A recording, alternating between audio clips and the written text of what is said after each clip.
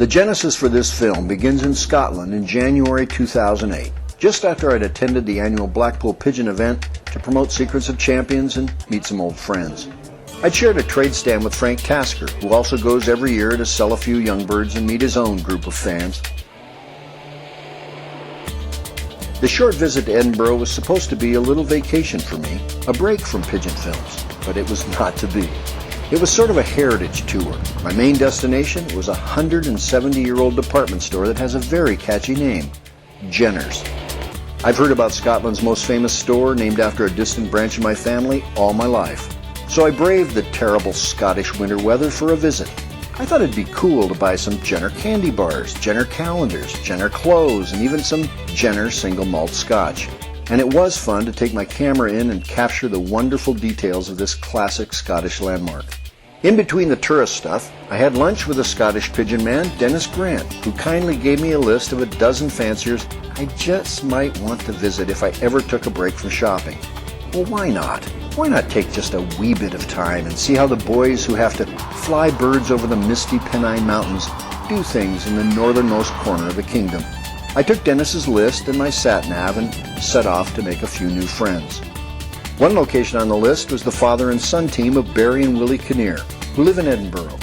Willie has been in the game over 50 years, and for the past 30 years, in this tiny back garden set of lofts, he and son Barry have amassed quite a record in Scottish racing.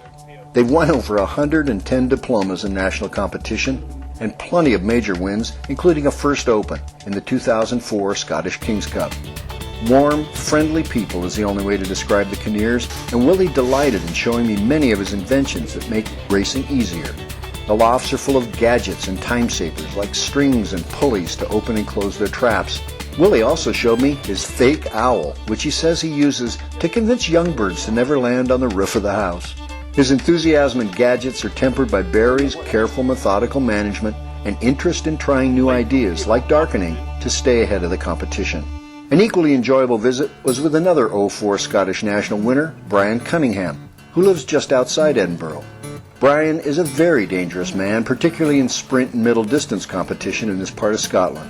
He once topped the East Scot Fed 4 weeks running. Brian proudly showed me his tidy lofts, and he knows what he's talking about when it comes to building affordable and functional pigeon housing. Over the last decade, he's built 60 lofts for other fanciers in his spare time, and you don't get that kind of business unless what you build for others gets results. But the real showstopper for me, my epiphany, so to speak, about the power of a loft to change race results came during my visit to a tiny Scottish fishing village. St. Abbs is a picturesque and ancient place that clings to the rocky cliffs above the cold and often hostile North Sea. I went there to visit the flying partnership of Walker and Wilson, whose humble lofts, or ducats as the Scots would say, face northeast toward the sea, the meteorological equivalent of staring down the barrel of a loaded gun. First neighbors, then partners, Robert and Jim didn't have much luck in their early years. They managed to eke out a single national youngbird win in '89, but the next 12 years were less than lucky. Topped off in 2002 by a North Sea gale so intense it literally blew in the front of their racing loft. But here the story gets interesting. Faced with having to rebuild the front of this simple building, they made a single change. One, they replaced the classic open front with a few simple vents. It was a blessing in disguise when the wind blew the loft over. Now with the new ventilation coming in the front, it's below, it's at ground level, it's lifting everything and taking it out the back. It certainly did help 100% of your pigeons. You could see the difference in our pigeons in 2 or 3 months. It really did help them. A vent. A simple, cheap, do-it-yourself vent. On a homemade loft without power, where you have to haul water and facing exactly the wrong way, according to at least 50 pigeon books. One easy modification that's turned these two into very dangerous men in Scotland. Since then, they've racked up a slew of old and young bird nationals, several times placing at least 5 birds in the top 10. Now that's against seasoned fanciers with lofts and birds that have easily cost dozens of times what Walker and Wilson have invested here. For the life of me, I could not get this Cinderella story out of my mind. Of all the common themes you hear from the pigeon racing champions in this series, one of the most consistent and important is that victory can't be pulled out of a checkbook. Here was proof. I've always wanted to do a film about lofts. Probably like you, I've secretly drawn them in the back of school classrooms since I was 10 years old. But what better way to do it than to show how often something simple and cheap, like a $5 vent, means the difference between the thrill of victory and the agony of defeat. The die was cast. 6 months later, after finishing other projects in Montana, it was back to Europe, a man with a mission. I not only wanted to revisit the lofts of our champions, but an even greater variety of winning lofts. Different types, tall ones, fat ones, short ones, small ones, so to speak. I realized if I only went to the fanciest lofts, built with more money than the average fancier could ever afford for his hobby, I'd probably end up entertaining you, but not truly motivating you. And also, I wanted to track down some successful fanciers who were in the building game, guys that could help explain construction basics and shed light on the cheapest, simplest ways to create a winning environment for race birds. I went a lot of places. Near Taskers, I visited Pat and Dave Evans, Frank's protégés, you could say, who've won 3 Federation races in the last year. I also visited the Newbolt's PJ Lofts and the little loft of 13-year-old Jessica, where she won a Federation. I started studying and taking pictures of traps and tiles and vents. At the Boston marking station for the North Road Championship Club, I talked to young Russ Skinner and followed him home to see firsthand where he solved the humidity problem by hacking down some bushes behind his loft. It worked. Russ has won 2 NRCC Nationals since then. Now, I've heard guys talking about space-age ventilation. It's really a fancy term for putting fans on timers in your loft. But that led me to a visit to the famous Up North Combine, probably the home of the most intense competition in England and a unique place in pigeon racing history.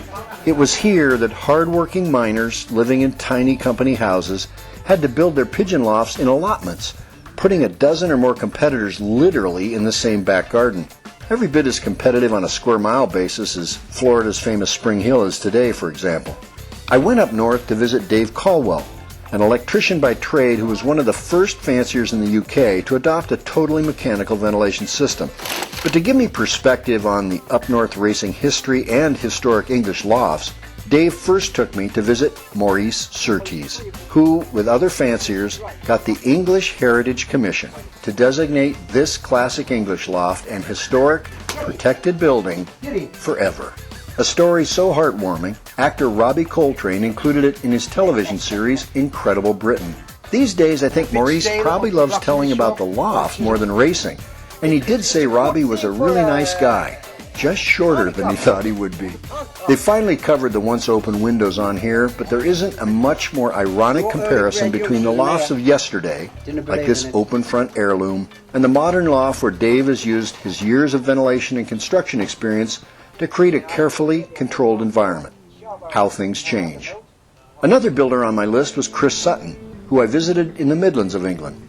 A student of both natural and mechanical systems, Chris and his racing partner and wife, Denise, are perfecting a blend of ventilation systems in both their old and young bird lofts. How are they doing? Well, this is a picture of the pair with their trophies. Trophies from a single season, 2006, in 3 federations. They've since stepped up to national racing and even greater competition.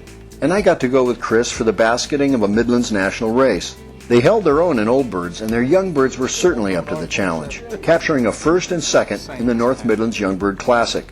Pigeons are a big part of their lives here. They not only race, but run a cooperative training trailer in this era of escalating gas prices. Fanciers like my old friend Alistair Ewart buy a basket space at the beginning of the season and let the Suttons do the driving. Chris is also in demand as an advisor on ventilation, and he helped this year's King's Cup winner, Frank Bristow, with an extraction system. He and I also visited my old friend Jeremy Wright, who, with his late wife Carol, won a national from this humble loft. Jerry since acquired fancy digs for his birds, but getting the air in the more expensive houses to match the perfect ventilation in the old one is a challenge that Chris is helping him solve. Yes. If this saga began with a single vent in Scotland, the lesson learned from that became more and more apparent the more I traveled around. I was interested in stories about ventilation, and that led me to Brian Sears and the story of a single fan. Brian's a relatively new flyer, a plumber by trade, who's also worked with oxygen systems for firefighters. He lives in Lincolnshire, and his next-door neighbor is a huge egg-laying operation. Chickens. This example may be about chickens and not pigeons, but birds nonetheless. In spite of being fitted with large side vents and roof extractors in each huge building, his egg farming neighbor told Brian his egg production was inexplicably going down, way down, from something like 96% to 70-some%. The difference between profit and loss. Brian's solution? A single 5-foot fan at one end of the building, triggered by a thermostat at the apex of the roof. A week later, egg production went back to over 90%. Stories like this made it more and more obvious to me that oxygen was at the heart of this saga, and I saw it in other places as well. For example, it seems like everybody in Europe keeps fish. Anne loves her big koi, and pigeon vet Greta Van Stompel is a world expert. They'll tell you that a lack of oxygen with fish makes them immediately lose color, just like pink flesh or red feet disappearing from a once healthy pigeon. I kept that in mind when I got Frank to go with me on a visit to Belgium. I wanted to find some classic lofts with natural ventilation and really study them and take photos. That led us to Willy Tass, one of Frank's oldest friends on the continent, as well as the lofts of Elaine van den Driesche. We also caught up with Greta's husband, famed veterinarian Johan van der Kruisen, in a very appropriate location. This is the loft of Daniel van Koelbroek. I say appropriate because Daniel's main racing loft is a remnant of how most pigeon lofts used to be in Belgium. And it gives you a lot to think about. Located above the family living quarters, in the attic, the ceiling is made of old tiles and the loft itself is a space within a larger space. You'll hear more about this design as it relates to conditioning pigeons later, but like the historic loft in northern England, it's a picture of how our racing forefathers and their birds once lived. My camera tends to attract a crowd, and the professor, Paul Halterman, is always fun to have along. He understood immediately what I was getting at when we talked about showing how different lofts worked. That led us to 2 more locations. The first was the home and humble loft of Danny Van Geneta, a name that may not be familiar to you until I say 2008 Barcelona International winner. We all got to hold the young hen a few days after her victory, and I took a million shots in the many different lofts that Danny races to. And finally, on the morning of my last day in Europe, we went to visit another racing legend, Jules Manhart. Picked not only as a true champion, but also because his lofts are simple but deadly in winning races. Jules lives only a short distance from another Belgian legend, Marcel Albrecht, and they share a common friend and advisor, Frans Sablon, who's best known as a breeder of champion birds for Jules and Marcel and others, but who also provided essential advice to both of them on loft modifications over the years. So with Belgium behind us in the ferry's wake, I only had 4 more stops after about 20-some lofts I visited so far. My last 2 English addresses on my checklist were obviously Frank Tasker, where I wanted to really look closely at his incredible Youngbird loft. By now, everybody was weighing in on how to design the perfect loft, including my friend, fellow filmmaker Ray Knight, who also sells ETS systems and is constantly thinking about faster trapping methods. Other than Tasker's, another journey was over to Stoke-on-Trent to talk to Jeff Kirkland about lofts. Now Jeff has 4 different building styles in his back garden, and he wins from all of them, so obviously he knows what he's talking about. And finally, the last stop in the UK, Northern Ireland, where Frank and I spent time with the Gregg brothers and their wonderful collection of buildings stuffed in the back of a tiny Belfast back garden. Then we went to visit legendary Ronnie Williamson. It was fun to hear Ronnie talk about the history of his loft, arguably one of the most successful designs in pigeon racing history, and realized he designed and built the bulk of it when he was a young teenager. Finally, just before I flew home from Manchester, England, I took time to get the thoughts of another champion who's also spent a career in the construction industry, Jerry Clemens. Jerry's been extremely successful racing in this part of the UK, from a back garden loft that's almost totally surrounded by trees. He thinks his ventilation is a real key to his success. By now, after a month on the road, you can imagine all the lofts and all the details were beginning to be something of a blur. Meanwhile, back in North America, I started to wade through everything I'd filmed and taken stills of in Europe, as well as to write to friends about the project. One who offered some good advice was famed pigeon vet Dr. Wim Peters. We not only talked about lofts, but also a DVD Wim plans to release soon after working with his son-in-law who's a filmmaker. That led me to ask Wim to sit down way over in South Africa and offer some thoughts on lofts so I could include them in this show. And finally, after I thought of all the structures I'd seen in Europe's temperate northern regions, I realized no film on lofts would be complete without a section on racing lofts located in areas with extreme temperatures. And that led to a trip to the blistering heat of north central California, where I wanted to visit two of the West Coast's most dangerous men. Alex Beach, a former construction man with some wonderful new ideas about loft construction, and another veteran man with a hammer and nails, Bob Crosby, one of North America's greatest long-distance competitors. So dozens of lofts, over 40 hours of footage, and 3,000 still photos later, the journey was over. And in a way, the hardest work was just begun, boiling it all down to a journey for you through the best of what I saw and heard. It's all here in Secrets of Champions 4, Winning Lofts, the Inside Stories.